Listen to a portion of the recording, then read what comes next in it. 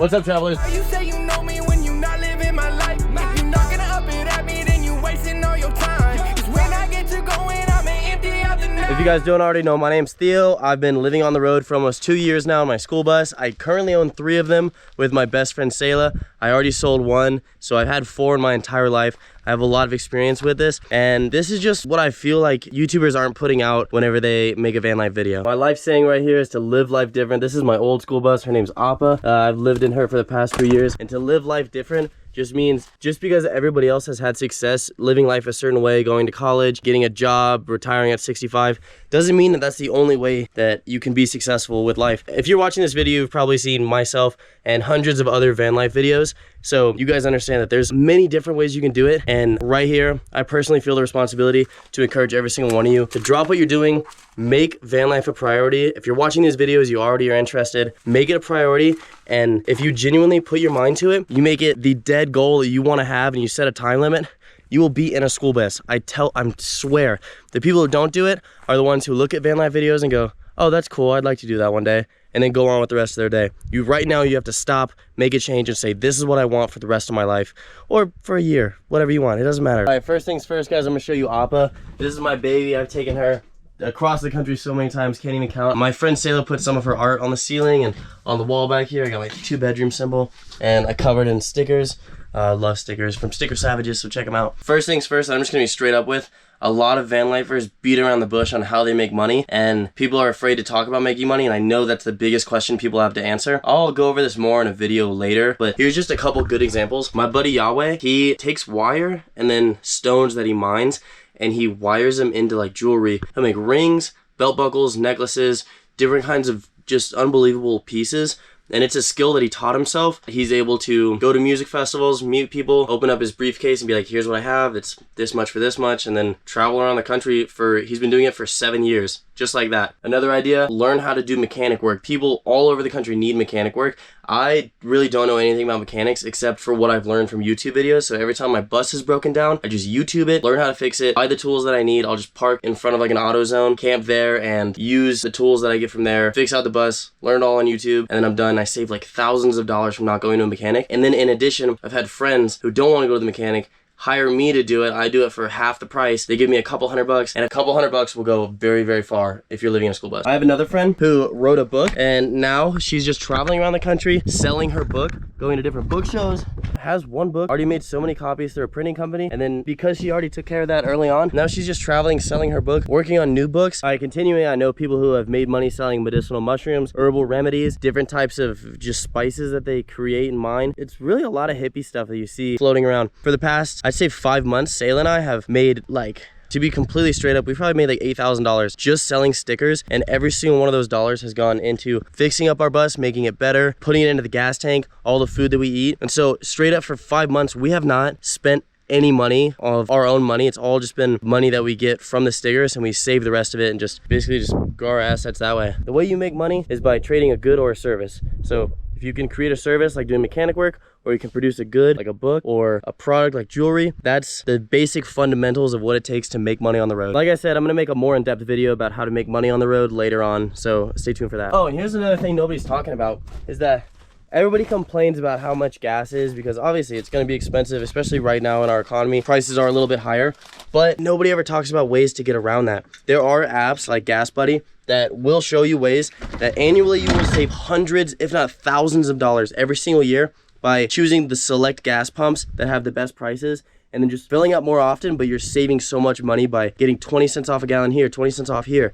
And I swear it adds up. Also, in addition, you as the bus driver do not have to pay the entire gas price. One way that I got around that, going from Florida to California, Oregon, Washington, back to Texas, on that whole trip, I probably spent maybe $200-300 of my own money. The way I did that is by road tripping with no less than like 5 to 8 of my tightest homies. I would just have them fly out to wherever I was, be like, yo dude, buy your plane ticket, I got you on food, like food's super cheap, cook meals, like potluck every day, and then have people fly out, then road trip with them for like 6 days. You cover like 2,000 miles, and then at the end of the day, you divide 2,000 miles worth of gas between 8 people, and it ends up everybody pays like 40 to 60 bucks, and that way everybody gets a whole awesome road trip experience for a ridiculous price in a school bus, and then you get from whatever destination you want to go to where you are for an eighth of the price. So that's something I found out like a couple months in on the road trip, and absolutely changed the game for road tripping. And as you can see, this is a school bus that we bought that we haven't really done anything to yet.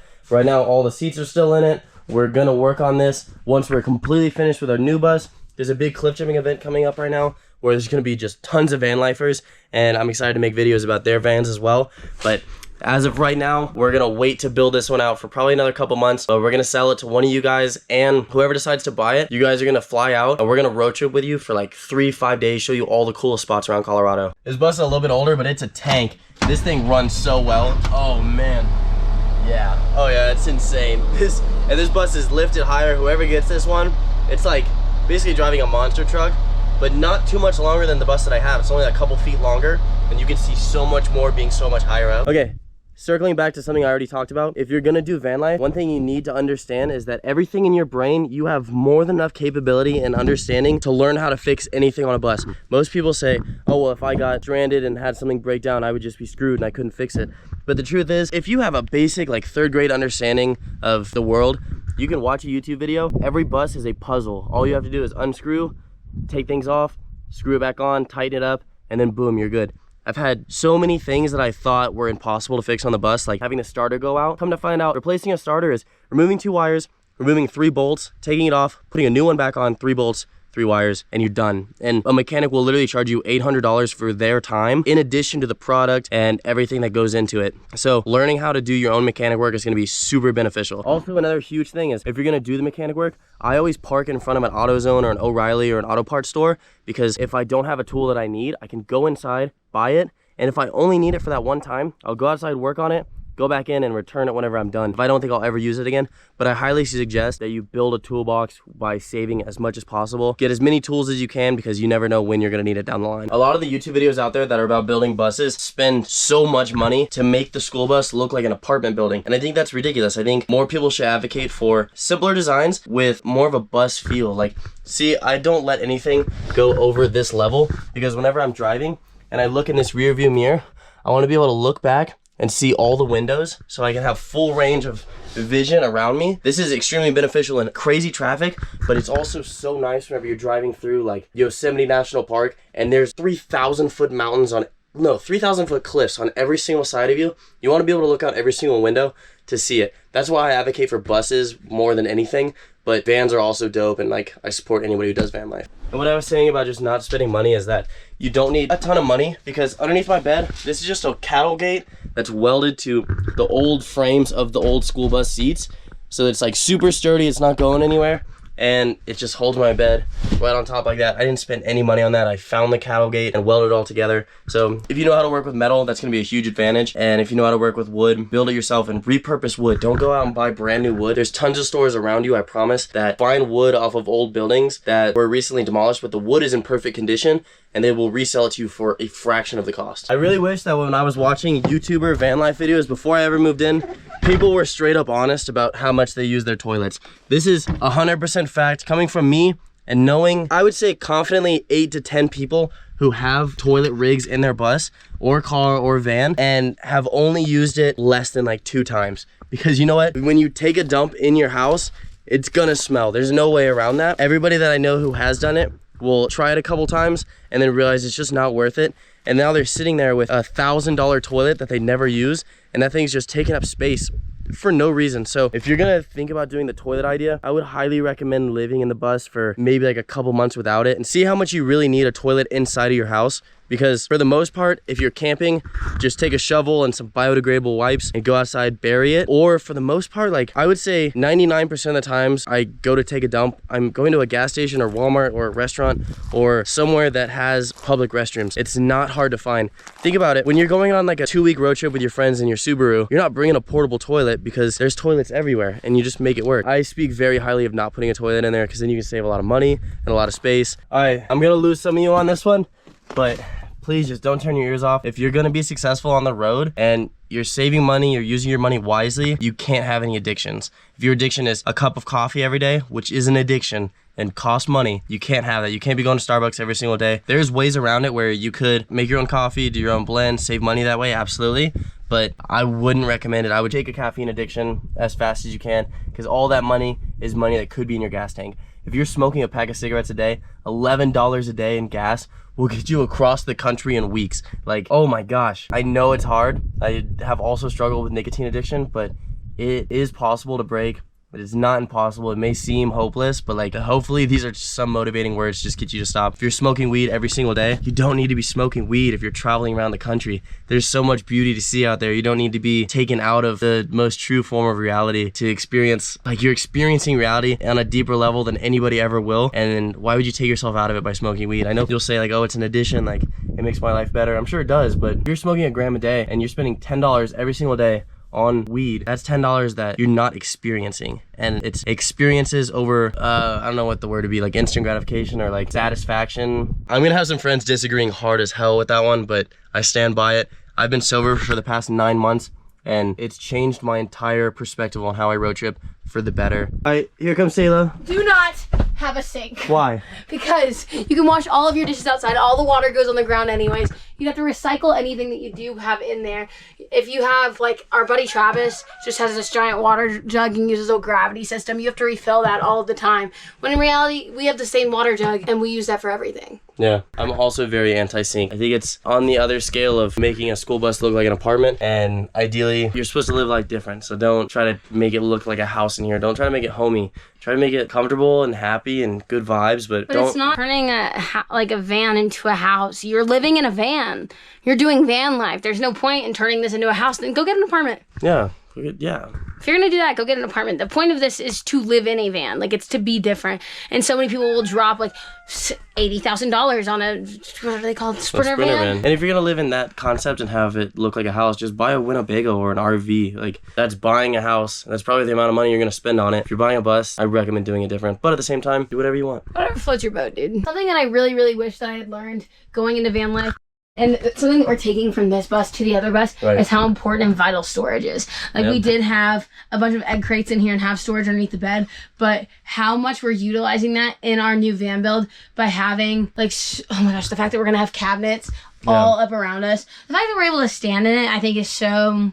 Absolutely. So crucial. Definitely cannot stand in this one. Like, standing up this much. The whole, like, year that I lived in here, I was just hunching over, and the other bus I had before this one was the same height. Now he's back problems. Yeah, it messes with your posture, dude. You want to have a good height. Also, having our bed about like 12 inches higher than this bed is, that means we have 12 extra inches of total volume of space to use for storage, which we're going to use for cabinets, and then also a large storage space, which is going to be extremely beneficial. You've probably learned this from watching a ton of other people's videos. There's 1,000 ways to make really compact, useful space. Try to utilize as much as you can, because the more places you have for things to go, the less likely you're going to have moments where things are just everywhere and you're stressed out because your bus is a mess. Huge rule for the new bus, taking a label maker and putting labels on everything. Everything will have a place. That is my one rule for this school bus. Everything will have a place. I think it's pretty reasonable. I think that's, oh my god, it's just how many times, and it was always me, but like,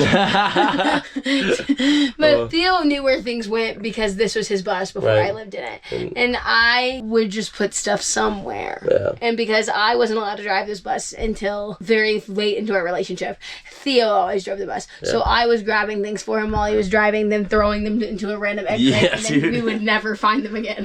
Yeah. This is like the main takeaway. If you don't listen to a single thing I've said up until now, this is the most important thing I'm gonna say. You will learn more in the first 2 weeks of living in a van with just a mattress than you will learn watching every single YouTube video there is about van life. So I encourage you, if you're thinking about doing van life, if maybe it's an idea you want to do down the line, as soon as you can, buy the rig, throw a mattress in it, and then sleep in your driveway. Park right there, live like that, and you're gonna know exactly what you need. You're gonna understand how important electricity is to you.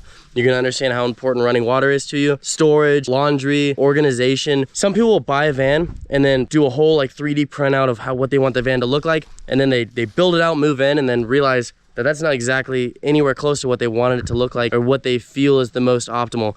That's their like before van mind thinking and saying, this is what I think I'm gonna like. But what you need to do is get into the mindset of being a van lifer and then start building it out. Taylor and I lived in this school bus for what, like 2 weeks? 2 weeks. With just a mattress on the floor. And we've already done van life before. Yeah, no. We already knew what we wanted. But I'm glad we did, because then that whole time we were just brainstorming like, all right, we want an 8-foot long bed. And I want cabinets up here on the ceiling. Yeah, and we want a walking bar for it to hold on to. And then, dude, yeah.